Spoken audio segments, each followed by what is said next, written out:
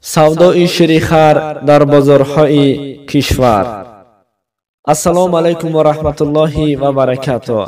دوستان عزیز و تماشابینان گرامی، از همه شما خواهش میکنم که همین ویدیو ما را دستگیری کنید، از برای الله و یار و دوستان خود روان کنید و خویش و تباران خود روان کنید تا اینکه از این کار کرده بدبخت ها با خبر شوند و احتیاط شوند.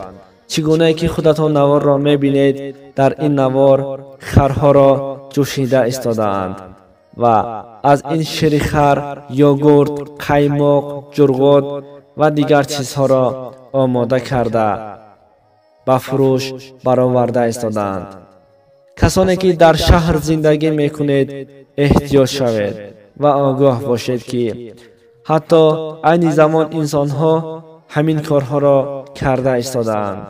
در انسان ها ایمان کامل نمانده است. شیر حیوان های حرام را، یعنی که گوشت هایشان را هم بر سودا برآورده استادند.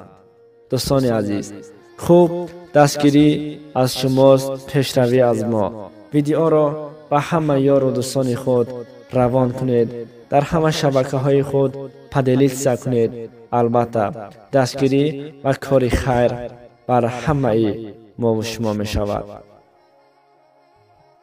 هنگامی که به شبکه ما مهمان شدید، حتما آبونه شدن را فراموش نکنید. البته این همه کوشش و زحمت های ما فقط بهر شما هست.